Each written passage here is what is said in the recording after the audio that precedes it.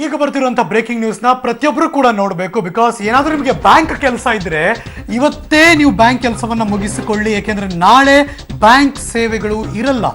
ಈಗ ಬರ್ತಾ ಇದೆ ಬ್ರೇಕಿಂಗ್ ನ್ಯೂಸ್.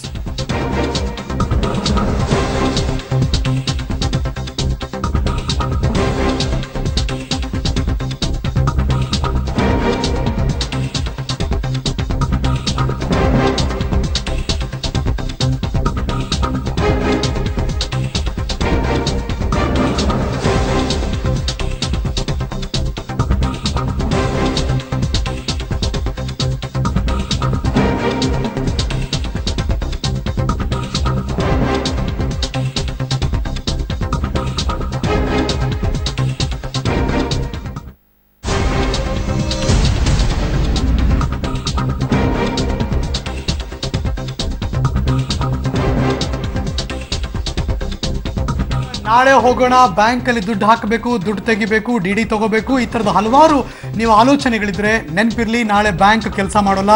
ಏಕೆಂದರೆ ರಾಷ್ಟ್ರೀಕೃತ ಬ್ಯಾಂಕ್ಗಳಿಂದ ಬಂದ್ ಆಚರಣೆಗೆ ಕರೆ ಕೊಟ್ಟಿದ್ದಾರೆ. ಅವರು ಕೂಡ ಹಲವಾರು ರೀತಿ ಅಂದರೆ ಸೇವಾ ಭದ್ರತೆಯನ್ನು ಸೇರಿ 30ಕ್ಕೂ ಹೆಚ್ಚು ಬೇಡಿಕೆಗಳನ್ನು ಮುಂದಿಟ್ಟುಕೊಂಡು ದೇಶದಾದ್ಯಂತ ಮುಷ್ಕರವನ್ನು ನಡೆಸ್ತಾ ಇದ್ದಾರೆ. ಈ ಕ್ಷಣಕ್ಕೆ ನಾಳೆ ಒಂದಿನ, ಬಟ್ ನೆನಪಿರಲಿ, ಎಮರ್ಜೆನ್ಸಿ ಏನಾದರೂ ಇದ್ದರೆ ಇವತ್ತೇ ನಿಮ್ಮ ಬ್ಯಾಂಕ್ ಕೆಲಸಗಳನ್ನು ಮುಗಿಸ್ಕೊಳ್ಳಿ. ಜೊತೆಗೆ ಒಂದಷ್ಟು ದುಡ್ಡುಗಳನ್ನು ಕೂಡ ಮನೇಲಿ ಎತ್ತಿಟ್ಕೊಳ್ಳಿ, ಒಂದು 2-3 ದಿನಕ್ಕೆ ಆಗುವಷ್ಟು. ಬಿಕಾಸ್ ಮೊದಲೇ ATM ಅಲ್ಲಿ ದುಡ್ಡಿಲ್ಲ, ಹಿಂದೆ ಮುಂದೆ ಒದ್ದಾಡ್ತಿರ್ತೀರಾ, ಬಟ್ ಇತ್ತೀಚೆಗೆ ಸಿಗೋಕ್ಕೆ ಶುರುವಾಗಿದೆ. ಆದರೆ ನಾಳೆ ಮುಷ್ಕರ ಇರೋದ್ರಿಂದ ನಾಳೆ ATMಗಳಲ್ಲಿ ಹಣವನ್ನು ತುಂಬಿಸೋದಕ್ಕಾಗೋದಿಲ್ಲ. ಹಾಗಾಗಿ ಒಂದಷ್ಟು ಅದಕ್ಕೆ ಬೇಡಿಕೆಗಳು ಹೆಚ್ಚಾಗಬಹುದು. ಹೀಗಾಗಿ ಬಿ ಕೇರ್ಫುಲ್, ನಿಮ್ಮನ್ನ ಆ ನಿಟ್ಟಿನಲ್ಲಿ ಎಚ್ಚರಿಸುವಂತಹ ಬ್ರೇಕಿಂಗ್ ನ್ಯೂಸ್ ಇಲ್ಲಿ ಸಿಗ್ತಾ ಇದೆ. ಬ್ಯಾಂಕ್ಗಳ ಬಂದ್ ಹಿನ್ನೆಲೆಯಲ್ಲಿ ATMಗಳಲ್ಲೂ ಕೂಡ ದುಡ್ಡಿನ ಅಭಾವ ಎದುರಿಸಬಹುದು. ಹೀಗಾಗಿ ಬಿ ಕೇರ್ಫುಲ್. ಮತ್ತಷ್ಟು ಮಾಹಿತಿ ನನ್ನ ಸಹೋದ್ಯೋಗಿ ಪವಿತ್ರ ಕಡ್ತಲ ದೂರವಾಣಿ ಸಂಪರ್ಕದಲ್ಲಿದ್ದರೆ. ಪವಿತ್ರ, ಬ್ಯಾಂಕ್ ನಾಳೆ ಕೆಲಸ ಮಾಡೋಲ್ಲ, ನಾಳೆ ಒಂದೇ ದಿನನಾ ಅಥವಾ ಇದು ಮುಂದುವರಿ ಲಕ್ಷಣ ಇದೆಯಾ? ನಾಳೆ ಒಂದು ದಿನ ಸದ್ಯದ ಮಟ್ಟಿಗೆ ಕರೆ ಕೊಟ್ಟಿದ್ದಾರೆ. ಬಹುಶಃ ನಾಳೆಯ ಅಂದ್ರೆ ಏನೆಲ್ಲ ಬೆಳವಣಿಗೆಗಳಾಗುತ್ತೋ ಅದ್ರ ಮೇಲೆ ಬಹುತೇಕ ಬ್ಯಾಂಕ್ ಯೂನಿಯನ್ಗಳು ನಿರ್ಧಾರ ಮಾಡುವಂತಹ ಸಾಧ್ಯತೆ ಇದೆ.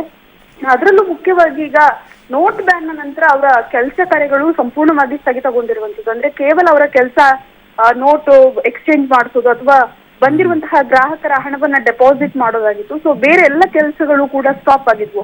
ಸೊ ಇದರಿಂದ ಸಾಕಷ್ಟು ಆರ್ಥಿಕ ಹೊಡೆತ ಬಿದ್ದಿದೆ ಅನ್ನುವಂಥದ್ದು ಬ್ಯಾಂಕ್ಗಳ ಮುಖ್ಯ ಉದ್ದೇಶ. ಸೊ ಈ ನಷ್ಟ ಏನಾಗಿದೆ ಅದನ್ನ ಕೇಂದ್ರ ಸರ್ಕಾರವೇ ಭರಿಸಬೇಕು. ಸೊ ಅವರೇ ಎಷ್ಟು ಸುಮಾರು ಒಂದು 25 ಕೋಟಿಯಷ್ಟು ನಷ್ಟ ಆಗಿದೆ ಬಹುತೇಕ ಬ್ಯಾಂಕ್ಗಳಿಗೆ. ಸೊ ಅದನ್ನ ಕೇಂದ್ರ ಸರ್ಕಾರವೇ ಭರಿಸಬೇಕು ಅನ್ನುವಂಥದ್ದು ಅವರ ಮುಖ್ಯ ಬೇಡಿಕೆ ಆಗಿದೆ. ಇನ್ನು ಸೇವಾ ಭದ್ರತೆ ಆಗಿರ್ಬೋದು, ಪಿಂಚಣಿಯಲ್ಲಿ ಕೆಲವೊಂದು ಗೊಂದಲಗಳಿವೆ. ಸೊ ಹೀಗೆ ಸುಮಾರು 30 ಬೇಡಿಕೆಗಳನ್ನ ಇಟ್ಟಿದ್ದಾರೆ. ಸೊ ಆ ಹಿನ್ನೆಲೆಯಲ್ಲಿ ನಾಳೆ ಬೆಂಗಳೂರಿನಲ್ಲಿ ನೋಡೋದಾದ್ರೆ ಟೌನ್ ಹಾಲ್ ಮುಂಭಾಗ ಬೃಹತ್ ಪ್ರತಿಭಟನೆಯನ್ನ ನಡೆಸೋದಕ್ಕೆ ನಿರ್ಧಾರ ಮಾಡಿದ್ದಾರೆ. ಸೊ ನಾಳೆ ದಿನಪೂರ್ತಿ ಗ್ರಾಹಕರಿಗೆ ಯಾವುದೇ ರೀತಿ ಬ್ಯಾಂಕ್ನ ಸೌಕರ್ಯ ಇರೋದಿಲ್ಲ. ಸೊ ಬಹುತೇಕ ಇವತ್ತೇ ಕೆಲಸ ಮುಗಿಸ್ಕೊಂಡು. ಪವಿತ್ರ, ಥ್ಯಾಂಕ್ ಯು ಸೊ ಮಚ್ ಈ ಕ್ಷಣದ ಎಲ್ಲ ಮಾಹಿತಿಗಾಗಿ. ಕಪ್ಪ ಕಾಣಿಕೆಯ ಡೈರಿ ಬಿಡುಗಡೆಯಾದ ಬಳಿಕ ರಾಜ್ಯ ಕಾಂಗ್ರೆಸ್ ಸರ್ಕಾರ ಹಾಗೂ ಸರ್ಕಾರದಲ್ಲಿ ಈಗ ಕಂಪನ ಉಂಟಾಗಿದೆ. ರಾಜ್ಯ ಕಾಂಗ್ರೆಸ್ ಸಮನ್ವಯ ಸಮಿತಿ ಸಭೆ ನಾಳೆ ನಡೆಯುತ್ತೆ.